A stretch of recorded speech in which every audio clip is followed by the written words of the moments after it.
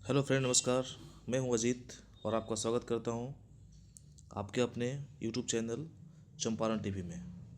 ये जो सीरीज़ मैं स्टार्ट करने जा रहा हूं वो बेसिकली सबसे ज़्यादा इम्पोर्टेंट होगा। मैंने जहां आपको थंबनेल दिखा होगा, बीपीएससी टीआरई के लिए, बीपीएससी टीआरई के लिए भी होगा, बीपीएससी के लिए भी होगा, दोनों के लिए होगा। और बिहार के सभी एग्जामिनेशन के साथ साथ एसएससी के सभी एग्ज़ाम, आपके एसएससी सीजीएल हो गया, एमटीएस हो गया, सीएचएसएल हो गया,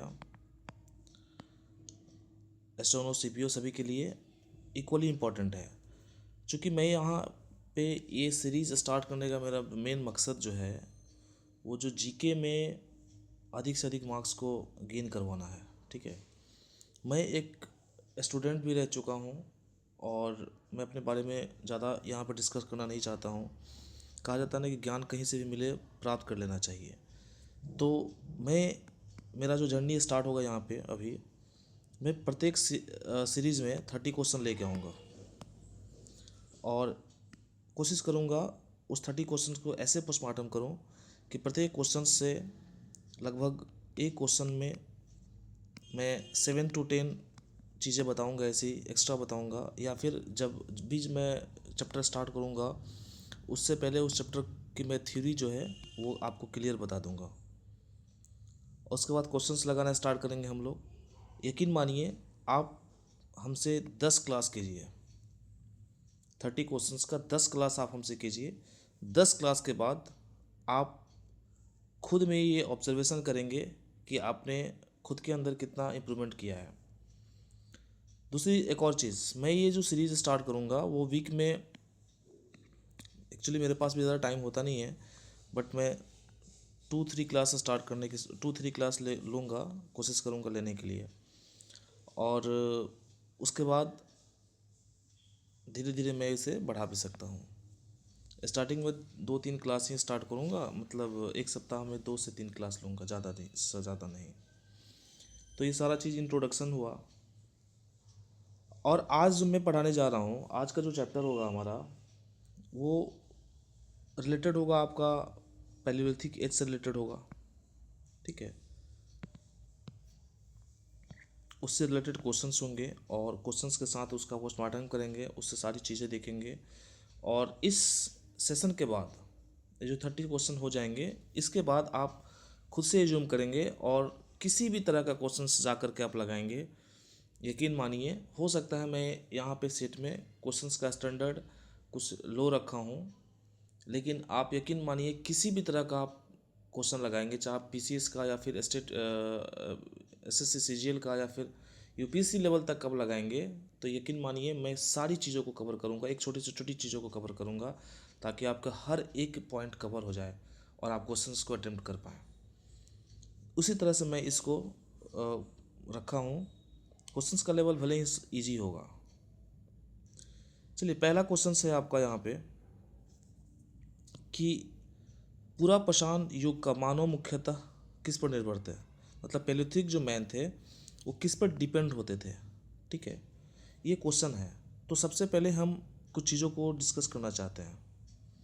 आखिर हमारे यहाँ पे कुछ नए यूजर्स भी होंगे जो एकदम बिगिनर भी होंगे, और कुछ हो सकता है बहुत ज़्यादा भी स्टडी कर चुके होंगे। तो सबसे पहले हम जो पाषाण युग जो होता है, पैलियोलिथिक एज, उसको हम 3 भागों में डिवाइड करते हैं। पाषाण युग जो है उसको 3 युगों में हम डिवाइड करेंगे। हिंदी लिखते हैं, ठीक है, ताकि दिक्कत ना हो। पहला होगा पूरा पाषाण, दूसरा होगा मध्य पाषाण, और तीसरा होगा आपका नवपाषाण। ठीक है, पूरा पाषाण जो काल है, इसका जो काल रहा है ये बेसिकली रहा है आपका 5 लाख से लेकर के 10,000 बीसी तक। ठीक है, कितने लोग होंगे जो बीसी और एडी में कंफ्यूज करेंगे, तो मैं ये समझता हूँ कि इसमें से जो भी व्यूअर हैं वो 80% ऐसे व्यूअर हैं जिनको बीसी बिफोर क्राइस्ट और एनो डोमिनो के बारे में अच्छे से पता होगा। फिर भी अगर नहीं पता है, मैं एक छोटा सा वीडियो क्लिप इस पर डाल दूंगा, ठीक है। तो पूरा पाषाण आपका 5 लाख से 10,000 BC तक। मध्य पाषाण जो होता है इसके दो तथ्य हो जाते हैं। ये तो 10,000 BC तक जब ख़त्म होता है तो ये एक्चुअली होता है 9,000 BC से लेकर के 7,000 BC तक, ठीक है। लेकिन ध्यान देने योग्य ये बातें हैं कि यहाँ पे जो SSC है इसने अपने प्रीवियस ईयर्स के एग्ज़ाम में 12,000 BC से 12,000 BC से इसने 10,000 BC चेक करवाया है आंसर, ठीक है। तो इस चीज़ पर आप ध्यान देंगे। अब मोटा मोटी ये समझिए कि 10,000 से लेकर के 12,000 के आसपास होगा और 7,000 तक चलेगा। नौपाषाण जो होगा ये नौपाषाण आपका 7,000 से लेकर के 1,000 तक BC तक ये नौपाषाण होगा। तो ये आपका टाइम डिवाइडेशन मैंने कर दिया, ठीक है। और पाषाण युग इसलिए कहा गया है क्योंकि यहाँ पे पत्थर के औजारों का ज़्यादा यूज़ हुआ है। पूरा मतलब पाषाण युग है, पाषाण मतलब होता ही है पत्थर, पाषाण मतलब क्या होता है, पत्थर होता है। तो पत्थर के औजारों का ज़्यादातर यहाँ पे यूज़ हुआ है, इसलिए पाषाण युग में कहा जाता है। और पाषाण युग में जो है वो बड़े बड़े पत्थरों और छोटे छोटे पत्थरों का के औजार यूज़ हुए हैं। तो अब पाषाण युग के बाद इसी में आता है जो पूरा पाषाण काल मैंने जो बताया 5 लाख से लेकर के 10,000 तक, इसको भी 3 भागों में डिवाइड किया जाता है। ये होता है आपका पूर्व पूरा पाषाण काल, पूर्व पूरा पाषाण काल, ठीक है। दूसरा होता है मध्य पूरा पाषाण काल, मध्य मेसोपेलियोलिथिक एज कहते हैं इसको, मध्य पूरा पाषाण काल। और तीसरा जो होता है वो होता है उत्तर उत्तर पूरा पाषाण काल, ठीक है। इसमें कुछ कुछ चीज़ें हैं उसको हम यहीं पर डिस्क्राइब कर देते हैं।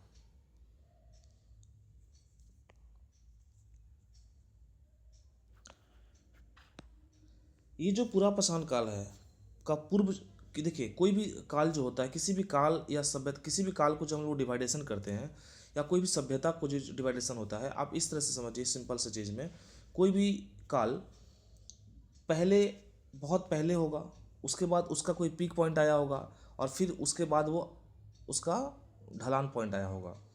उसी स्थिति में पूरा पाषाण काल जो है उसका एकदम पहले का काल, उसके बाद एकदम बीच का काल और एकदम उसके बाद का काल उत्तर पूरा पाषाण है, ठीक है।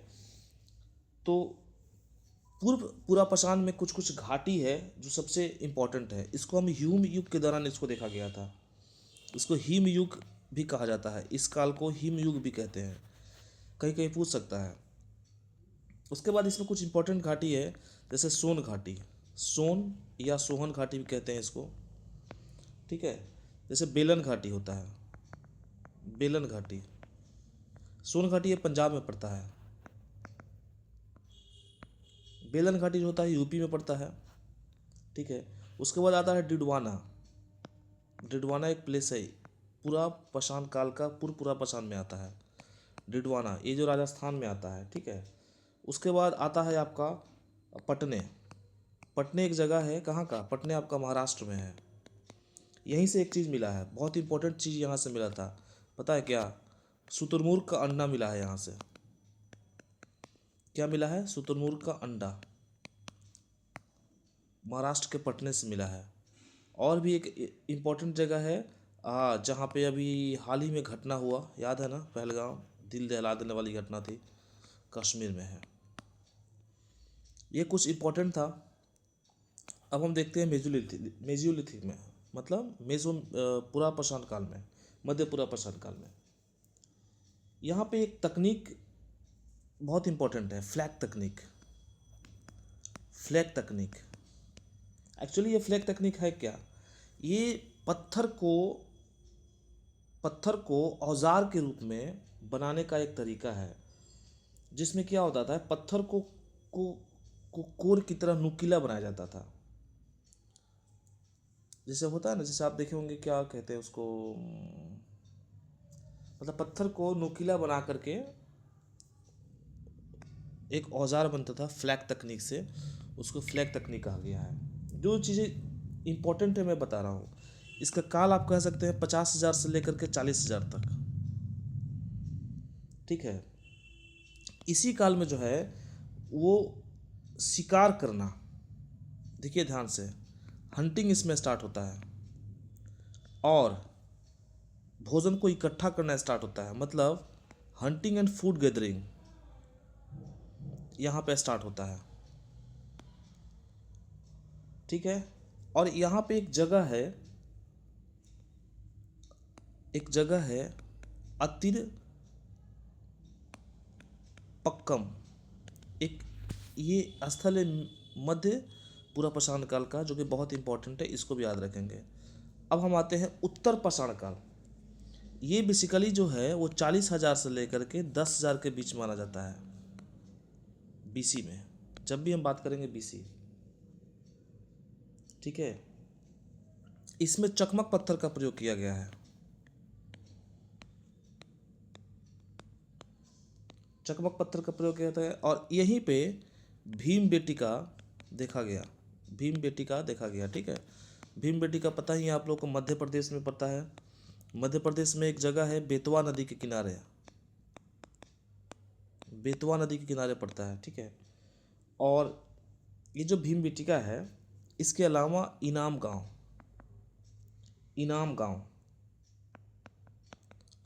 नेवासा, नेवासा भी बोला जाता है और नेवादा भी बोला जाता है, ये महाराष्ट्र में पड़ जाता है। और इनाम गांव जो है आपका मध्य प्रदेश में पड़ता है, ठीक है। डिडवाना भी इसमें पड़ता है। देखिए एक्चुअली क्वेश्चन जो आपसे पूछेगा ना, वो ऐसे पूछेगा कि डिडवाना जो है वो किस में पड़ता है, पूरा पाषाण में पड़ता है, मध्य पाषाण में पड़ता है या नव पाषाण में पड़ता है। डिडवाना आपको मैंने बताया क्या, पूर्व पूरा पाषाण में भी पड़ता है और उत्तर पूरा पाषाण में भी देखा गया, मतलब पूरा पूरा पाषाण में डिडवाना को देखा गया है, ठीक ना। तो ये सारी चीज़ें थी, कुछ इंपॉर्टेंट चीज़ था मैंने ये बता दिया। भीमबेटिका के बारे में मैं बता दूं कि भीमबेटिका का जो खोज हुआ है वो 1957 में एक हमारे भारतीय पुरातत्व विज्ञान थे, साइंटिस्ट थे वी एस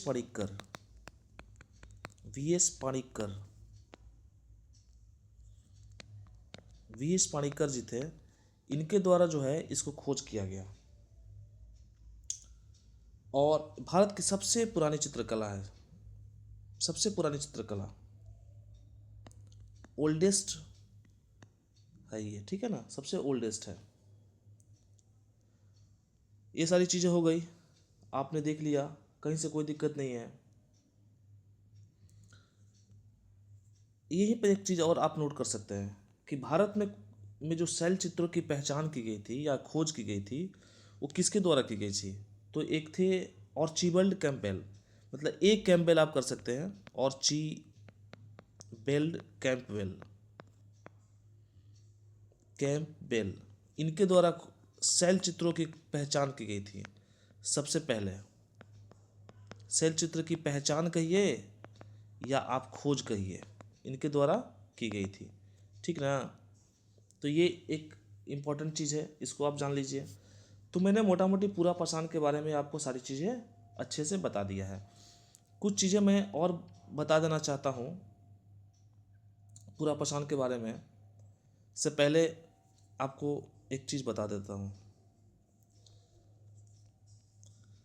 जो मनुष्य का जो विकास होता है वो कैसे होता है। मनुष्य का विकास जो होता है वो सबसे पहले ये क्रम पूछता है, यूपीएससी के एग्जाम में पूछ दिया है क्रम। सबसे पहले होता है ऑस्ट्रेलोपेथिक्स, ठीक है। सबसे पहले ये होता है ऑस्ट्रेलोपेथिक्स। उसके बाद ये जो आदमी है ये बनता है होमो हैबिलस में। किस में बनता है, होमो हैबिलस। इसके बाद बनता है होमो हैबिलस के बाद होमो इरेक्टस में। किस में, होमो इरेक्टस, इरेक्टस होमो इरेक्टस के बाद बनता है होमो निएंडरथेलेंसिस। किसमें? होमो निएंडरथेलेसिस। और ये आदमी बनता है आपका होमो सेपियंस। तो आप देखिए ऑस्ट्री ए होमो होमो होमो होमो, ठीक है, लेकिन हैबिलस इरेक्टस निएंडर्स और सेपियंस से क्रम याद रखना बहुत ज़रूरी होता है, ठीक है। तो ये सारा चीज़ है। और लास्ट वाला जो ये मिला था ना, ये मिला था नर्मदा नदी के किनारे, यहीं से साक्ष्य मिला है। नर्मदा नदी जो मध्य प्रदेश में है वहीं से इसका साक्ष्य मिला था। अब हम थोड़ा देख लेते हैं यहाँ पे मेसोलिथिक जो है मध्य पाषाण काल, उसके बारे में कुछ चीज़ें देख लेते हैं। मध्य पाषाण काल का जो काल मैंने स्टार्टिंग में ही बताया है 9000 से 7000, और एसएससी जो है मानता है उसको 12000 से 10000 BC। इसको ध्यान में रखेंगे, जैसा ऑप्शन आएगा उसके अकॉर्डिंग काम करना है। तो इसको हम संक्रमणकालीन चरण भी कहते हैं। संक्रमणकालीन चरण क्यों कहते हैं?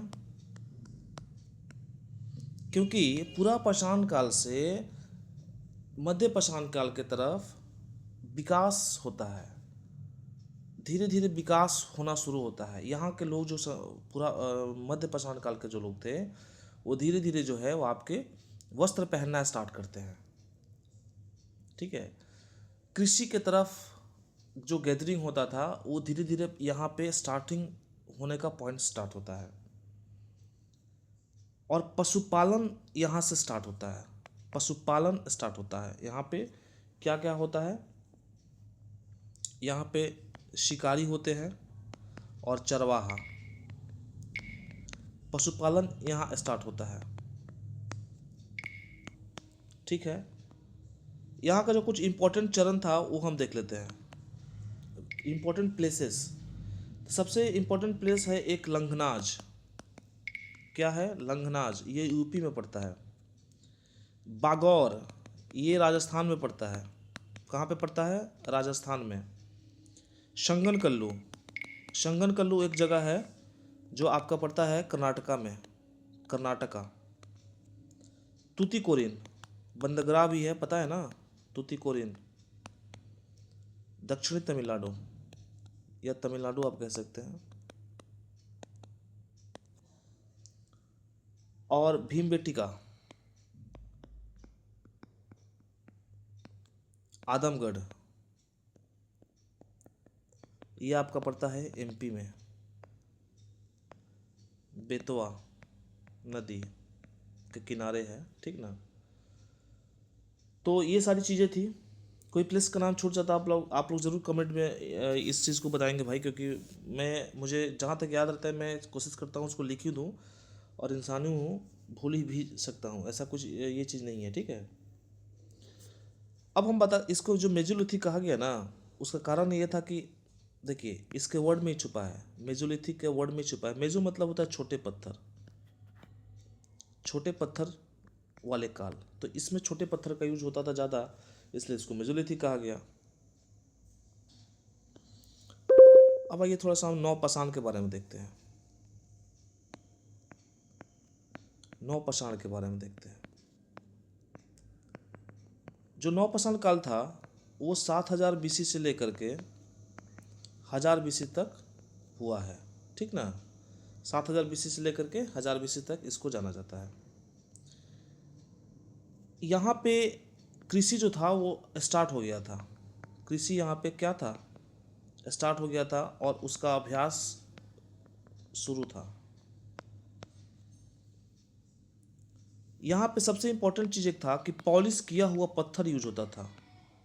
पॉलिश किए हुए पत्थर यहाँ पर यूज हुए हैं, प्रयोग हुए हैं, ठीक ना। मैं लिख लेता हूँ ताकि बहुत सारे लोग हैं जिनको शॉर्ट नोट्स बनाना होगा। देखिए मैं एक चीज़ में बिलीव करता हूँ भाई कि आप लोग जितना ज़्यादा पेपर आप बहुत सारे टीचर से पढ़े होंगे, बहुत सारे लोगों से का क्लास आप लोग ले रखे होंगे, नोट्स बनाते होंगे, फिर उसको रखते होंगे। बहुत कम ऐसे बच्चे होते हैं, कम परसेंटेज ऐसे बच्चे होते हैं जो उसको रिवीजन करते हैं, बार बार रिवीजन करते हैं, और जो रिवीजन करते हैं बार बार उनकी सफलता होती है। लेकिन बहुत ऐसे छात्र होते हैं जो नोट्स तो बनाते हैं, सब कुछ करते हैं, बट उसको रख देते हैं, उसका रिवीजन नहीं कर पाते हैं। इसलिए मैं यहाँ पे कहता हूँ कि भाई देखो, रिवीजन करो या नहीं करो, मैं जैसे नोट्स बना रहा हूँ ना, मैं जैसे शॉर्ट्स एकदम कर, जैसे देखो मैंने लिखा नवपाषाण काल, टाइम पीरियड लिख दिया, कृषि यहाँ पे स्टार्ट होता है, वहाँ के लोग अभ्यास करते थे कृषि का।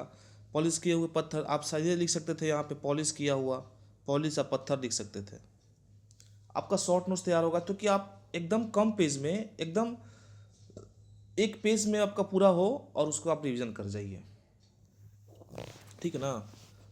तो ये हो गया, पॉलिश के पत्थर यूज होता था। यहाँ पे मिट्टी के बर्तन भी यूज होना शुरू हो गया है। अब मिट्टी का जो बर्तन था मैं उसको थोड़ा बता देता हूँ।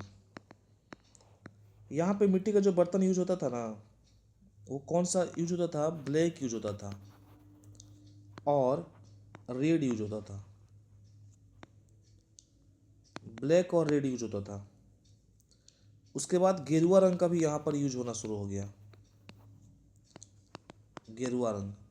तो आप BRG, BRG ये याद रख सकते हैं कि ब्लैक, रेड और गबरू, इसका यूज हुआ है नवपाषाण काल में, ठीक ना। यहाँ पे जो भीमबेटिका देखा गया है, तो अब भीमबेटिका तो आपको पता ही है, पहले से ही पता चल गया था, उत्तर पाषाण काल में देखा गया था। और उत्तर पाषाण काल जो है बाद का है पूरा पाषाण काल का, तो नवपाषाण काल में आ गया वो। मेजोलिथिक में भी थोड़ा देखा गया था, और नवपाषाण काल में उसके बारे में जो है ये कहा गया कि भीमबेटिका में जो है वो क्या क्या चीज़ मिला।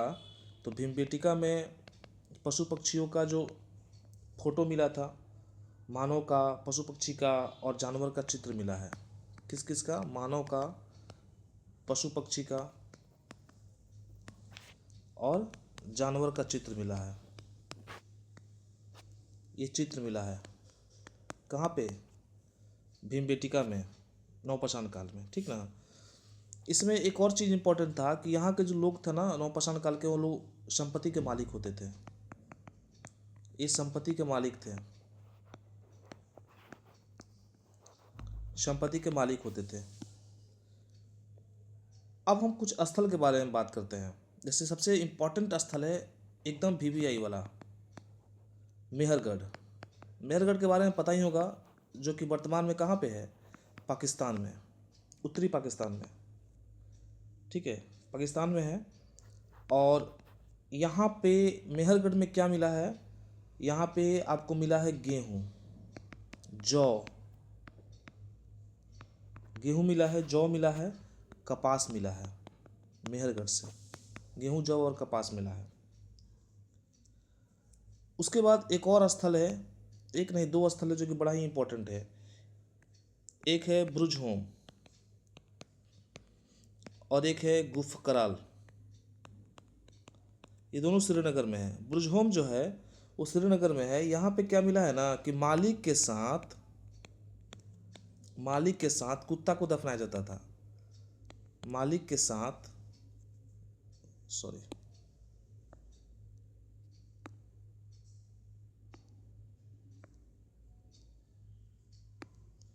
मालिक के साथ जो है ना वो कुत्ता को दफनाया जाता था। और गुफकराल में जो था वो कुम्हार का गुफा था, कुम्हारों का गुफा। ये दोनों श्रीनगर में है। कहाँ पे है, श्रीनगर में। तो ये चीज़ हम याद रखेंगे। यहाँ पे पशुपालन भी यूज हुआ है, पशुपालन। एक्चुअली जो ये पहला चैप्टर है ना पाषाण काल, पाषाण काल में है क्या कि बहुत सारा फैक्ट है, और फैक्ट भाई रटना ही पड़ेगा। और देखिए बिहार के पर्सपेक्टिव से देखें तो नवपाषाण काल में ही मिलता है यहाँ पे चिरांद। बिहार में एक जगह है चिरांद, यहाँ से हड्डी का औजार मिला है, ठीक है, हड्डी का औजार मिला है, ये बड़ा इंपॉर्टेंट है। कर्नाटक का संगनकल्लू है, मैंने बता दिया है, संगनकल्लू ये कर्नाटका में है। ये ब्रह्मगिरी है, मस्की है, ये सब कर्नाटका वाला है। और हल्लूर है, ये कर्नाटका वाला है।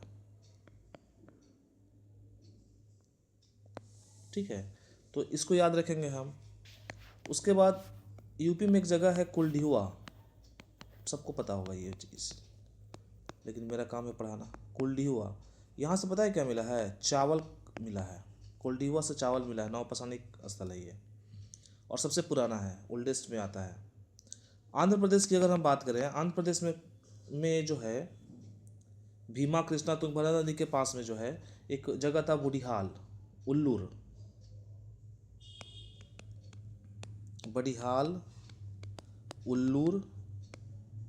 ये पता है कहाँ पे है? भीमा, पता है ना, भीमा कृष्णा और तुंगभद्रा जो नदी है वहीं पे। यहाँ कहाँ पे जगह है? नागार्जुन कोंडा, यहाँ भी मिला है। नागार्जुन, सॉरी,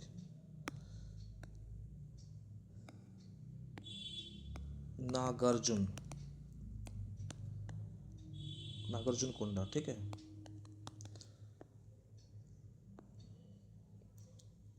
एक सबसे इम्पोर्टेंट चीज़ मैं बताता हूँ।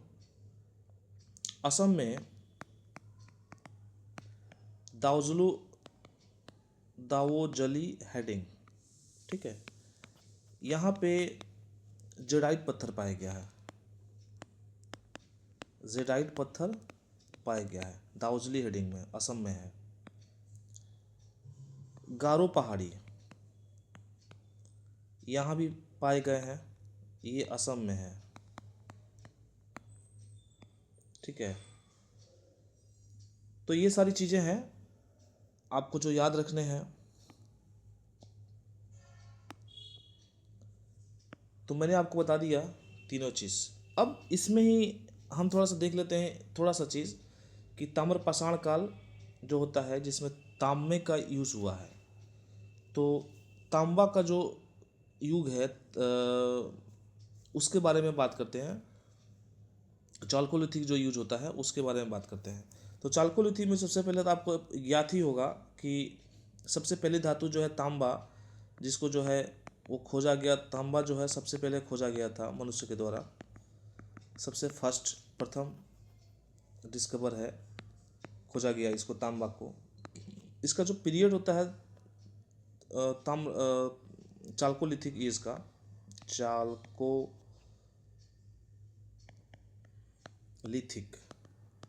का जो पीरियड है वो 3500 से 1000 BC के अंदर आता है। मतलब 7000 से नवपाषाण काल में ही चला आता है, तो इसीलिए पढ़ा दिया जाता है इसको। यहाँ पे एक चीज़ देखा गया कि लोग जो है ना वो समुदाय में रहना स्टार्ट कर दिए थे। कहाँ पे? समुदाय में रहना जो है लोग स्टार्ट कर दिए थे। चालकोलिथिक एज में दो इम्पोर्टेंट खदान का है, एक है खेतड़ी। खेतड़ी पता ही है, राजस्थान में बड़ा रेलवे का फेमस क्वेश्चन है ये। खेतड़ी राजस्थान में। और दूसरा जो है मलजाखंड, मलजाखंड ये आपका पड़ता है मध्य प्रदेश में। तो दो खदान, तांबे का खदान देखा गया था इस समय, ठीक ना। इसका जो स्थल का अगर बात करें तो राजस्थान में एक स्थल मिला है तांबे से रिलेटेड, आहार और गिलुंड, आहार एंड गिलुंड। बोल तो रहे हैं, ये सारा फैक्ट है, इस चैप्टर में ही सारा फैक्ट है। ये जो गिलुंड है ना, ये बनास घाटी के पास पड़ता है। बनास घाटी आपको पता है कहाँ पे है? ये जो राजस्थान जो है, राजस्थान का दक्षिणी पूर्वी, मतलब साउथ ईस्ट जो पार्ट है राजस्थान का, वहाँ पे पड़ता है बनास घाटी, और वहीं पे है गिलुंड। आहार और गिलुंड जो है वहाँ पे ताम्रलिथिक प्लेस है। गणेश्वर से जो है, गणेश्वर एक जगह है, गणेश्वर, ये यहीं पे है गणेश्वर। यहाँ से पता है क्या मिला है? यहाँ से तांबा का औजार मिला है।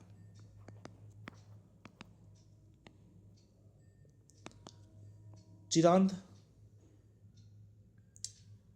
और उसके बाद जो चिरांद है, वर्धमान जिला है, मिदनापुर है, यहाँ से जो है ईस्ट भारत में अगर हम बात करें, ईस्ट इंडिया में, पूर्वी भारत में अगर हम बात करें, कौन कौन प्लेस है जहाँ पे तांबा का चीज़ मिला है? वो है चिरांद में मिला है, गंगा के किनारे वर्धमान में मिला है। वर्धमान आपको पता ही है वेस्ट बंगाल में पड़ता है। और मिदनापुर, मिदनापुर पता ही है, मिदनापुर भी वेस्ट बंगाल में पड़ता है। तो 3 प्लेसेस है पूर्वी भारत के।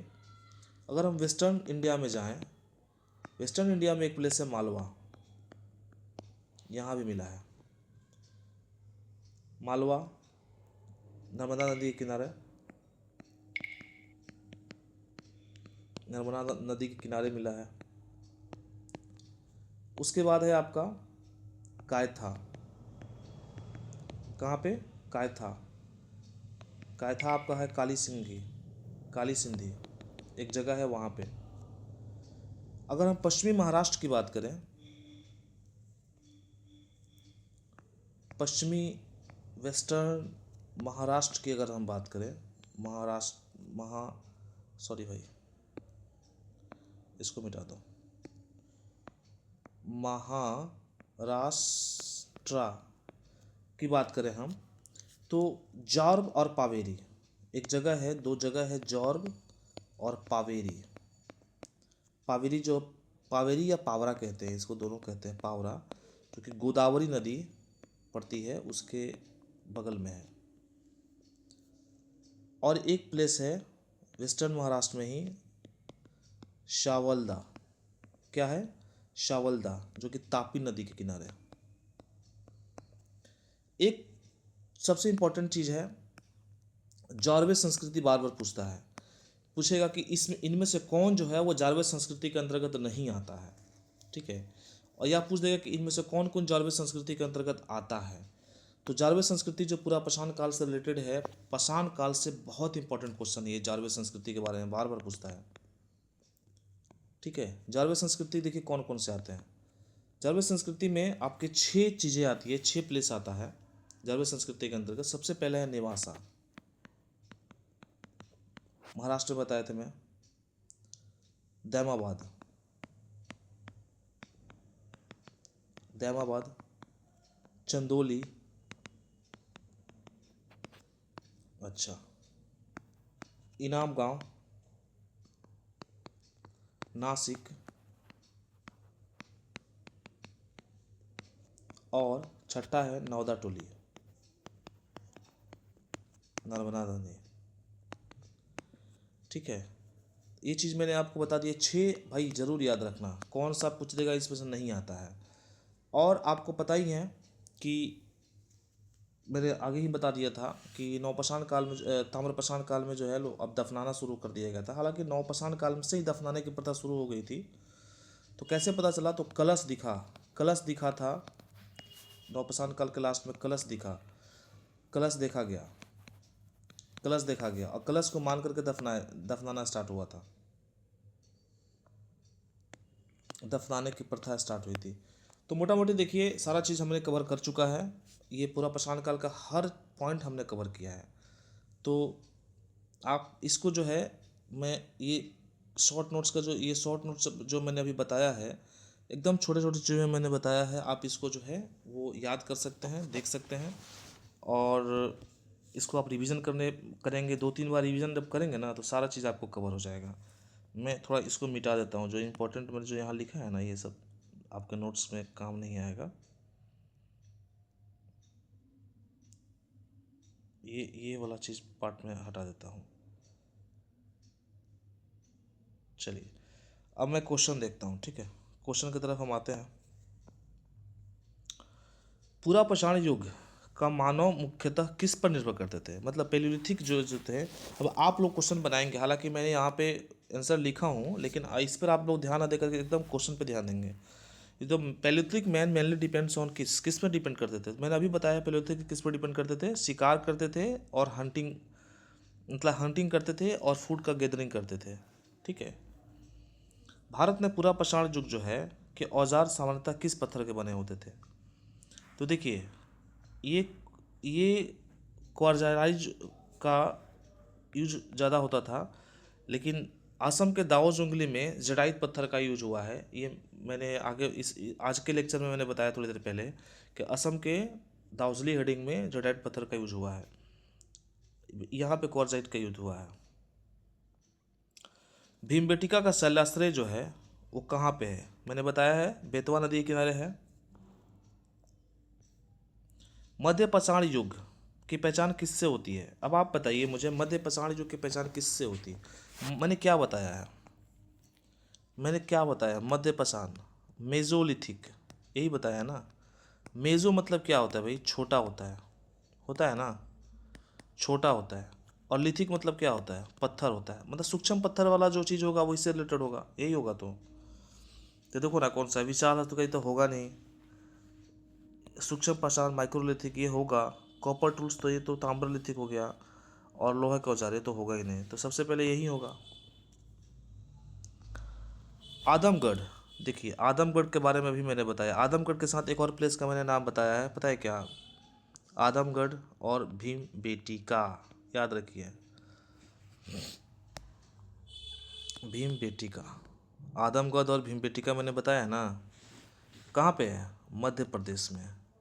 मध्य प्रदेश में है। और किसके हैं? मेसोलिथिक के। मध्य पाषाण युग में मानव के जीवन में सबसे बड़े परिवर्तन क्या था? मानव के जीवन में मध्य पाषाण काल में, मेसोलिथिक में सबसे बड़ा पूर्ण कृषि तो हुआ नहीं था, वो तो नव पाषाण में जाकर स्टार्ट होगा। धातु का प्रयोग तो आपका ताम्रलिथिक यूज में स्टार्ट होगा। नगर का विकास लिटरेशन तो वो समुदाय में रहना कब से शुरू किए थे? ताम्रलिथिक यूज में स्टार्ट किए थे, समुदाय में रहना। तो पशुपालन की शुरुआत ही ना किए थे जी यहाँ से। नवपाषाण युग की सबसे महत्वपूर्ण विशेषता क्या थी? नवपाषाण युग की सबसे महत्वपूर्ण विशेषता बताना है, सोच के बताइएगा। डिपेंडेंसी यहाँ पे तो नहीं था, कृषि पर डिपेंड, ये पर डिपेंडेंसी तो नहीं है, शिकार पर डिपेंडेंसी थोड़ी था। नवपाषाण की बात कर रहे हैं हम। माइक्रोलिथिक तो मेसोलिथिक में चला गया, ये भी नहीं होगा। तांबा का प्रयोग, थोड़ी तांबा का प्रयोग होता था, बस सबसे महत्वपूर्ण पूछा है, सबसे importance, most important feature of Neolithic. कृषि की शुरुआत यहाँ से स्टार्ट हो गई थी। नवपाषाण युग में प्रयुक्त औजार कैसे थे? नवपाषाण औजार कैसे होते थे? मैंने अभी बताया था, पॉलिश किए हुए औजार थे। पॉलिश्ड पत्थर, मैंने ऊपर देखिए, मैंने यहाँ पे बताया होगा, यहाँ पे देखिए, पॉलिश किए हुए पत्थर का प्रयोग हुआ है, ठीक है। उसके बाद है बुर्ज होम, यही है जम्मू कश्मीर कश्मीर वाला। यहाँ पे क्या मिला है? यहाँ पे मिला है पत्थर के साथ, सॉरी कुत्ता के साथ जो है, कुत्ता के साथ जो है मालिक को दफनाया जाता था, मतलब मालिक के साथ कुत्ता दफनाया जाता था, सॉरी। क्या था? मालिक के साथ कुत्ता दफनाया गया।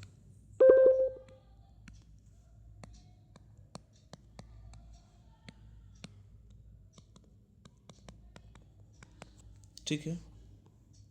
किस पाषाण में मृदभांड का स्टार्ट हुआ?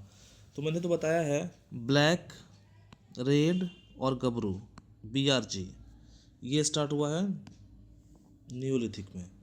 नवपाषाण काल के मानव का स्वरूप कैसा था?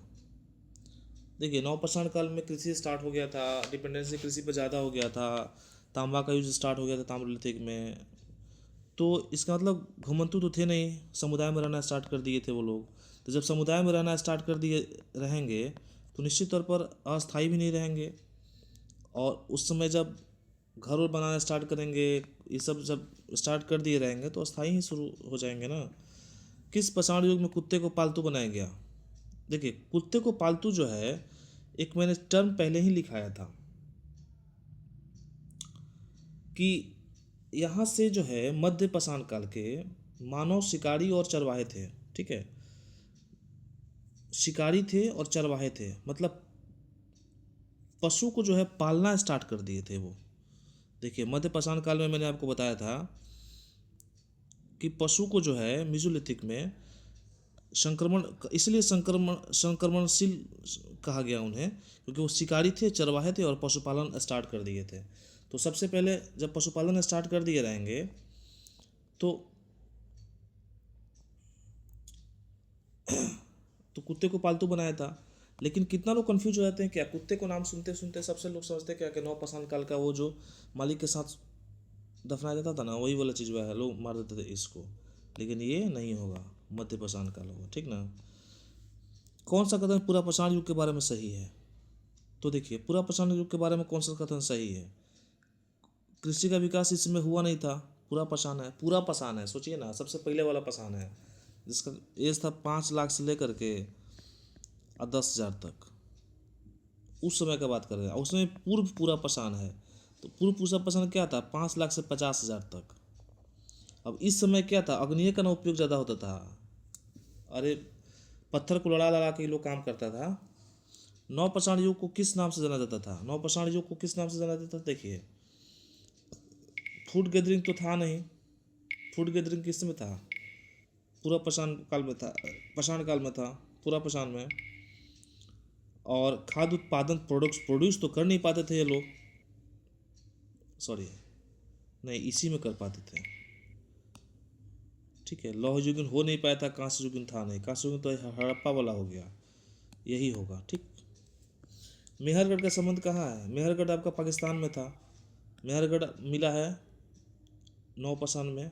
और यहाँ से क्या क्या चीज़ मिला है? गेहूँ मिला है, जौ मिला है, और गेहूँ, जौ और कपास मिला है। ये तीनों कहाँ पे है? पाकिस्तान में। ये मतलब मेहरगढ़ कहाँ पे है? पाकिस्तान में, वर्तमान पाकिस्तान में। इनमें से किस पूरा पाषाण स्थल से हस्त कुठार, हैंड एक्स का मिला है? ये देखिए, अतिरमपक्कम। अतिरमपक्कम एक जगह है, ये आपका पूरा पाषाण काल का आपका जो आता है वो मध्य पूरा पाषाण काल में आता है। एक्चुअली ये मध्य पूरा पाषाण काल का एक प्लेस का नाम है जहाँ फ्लेक यूज होता था ना, वहाँ पे वो, यहाँ पे वो मिला है। और अतिरमपक्कम जो है वो मध्य पूरा पाषाण काल का है। मध्य पूरा पाषाण काल प्लेस है। मध्य पाषाण के मानव द्वारा बनाए गए चित्र मुख्यतः किस विषय से संबंधित है? तो बताइए, वो लोग धार्मिक काम करता ही नहीं था, कृषि कार्यक्रम यही वाला काम बना करता था, तो इसी से रिलेटेड चित्र बनेगा। स्लेट किसे कहते हैं? नवपाषाण युग में स्लेट किसको कहा जाता था? स्लेट वही पॉलिश पत्थरवा का लोग यूज़ करता था, इसलिए उसको कहता था। निम्न से कौन सा मध्य पाषाण युग के बारे में असत्य है? तो देखिए, असत्य जो पूछ रहा है ना,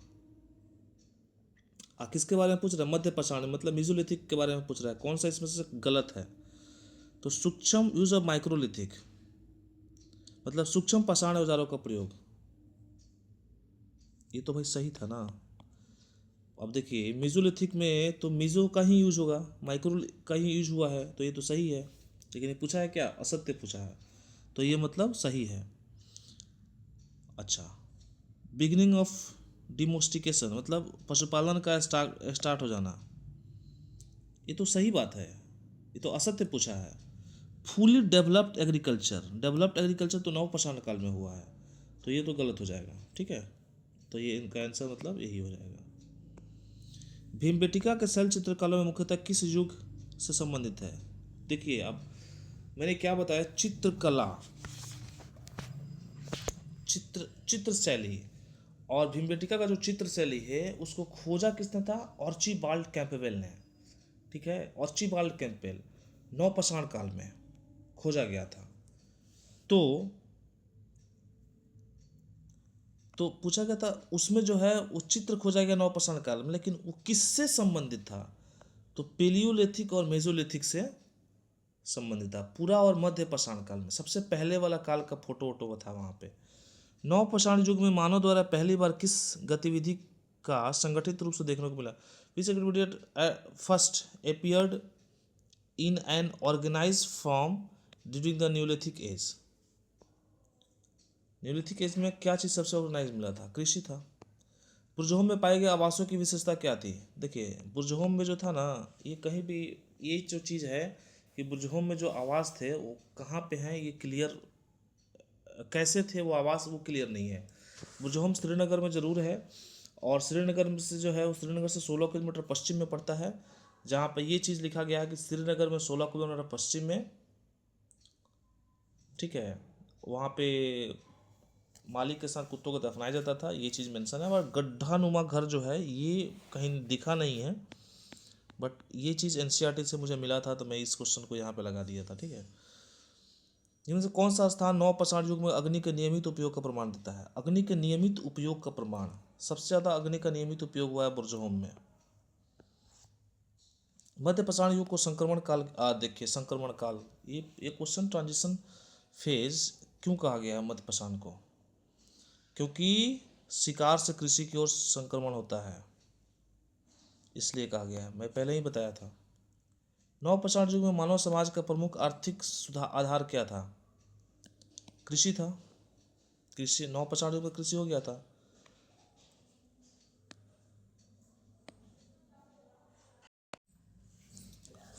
तो दानव मानव ने सबसे पहले वस्त्र पहनना स्टार्ट किया था कब? मेसोलिथिक में। यहाँ से स्टार्टिंग संक्रमण कालीन समय था वो, इसलिए। नवपाषाण युग के मानव द्वारा बनाए गए औजार किस कार्य के सबसे उपयुक्त थे? क्या पता है? Neolithic tools were most suitable for, neolithic जो टूल्स थे सबसे ज़्यादा किस लिए सुटेबल थे? इससे बेहतर ऑप्शन क्या हो सकता है? Which statement reflects Neolithic social life? कौन सा कथन नवपाषाण युग के सामाजिक जीवन को दर्शाता है? सामाजिक जीवन को कौन सा दर्शाता है? देखिए, समुदाय में रहना स्टार्ट कर दिए थे। जब समुदाय में रहना स्टार्ट कर देंगे तो डेवलपमेंट होगा किसका? जो लोग रहते हैं उनका, ट्राइबल ऑर्गेनाइजेशन का। नवपाषाण युग में मृतकों को दफनाने की प्रथा, देखिए दफनाने की प्रथा मैंने बताया है, नवपाषाण काल में दफनाने की प्रथा को बताया है मैंने। केवल सामाजिक आधार पर कंसेप्ट ऑफ परलोक की अवधारणा को, कि परलोक में जाया जाएगा इसलिए उसको दफनाया जाना, ये चीज़ वाला। और ये क्वेश्चन आप लोगों के लिए है, बहुत शानदार है। पाषाण युग के क्रम को सही रूप से दर्शाना है। पाषाण मैंने बताया है पैसे इसको पहले ही, कि पहले पूरा, फिर मध्य और फिर नौ, ठीक ना। देखिए ये नहीं, ये होगा, ठीक है। थैंक्स फॉर वाचिंग, सब्सक्राइब करिए और मिलते हैं अगले वीडियो में। तब तक धन्यवाद।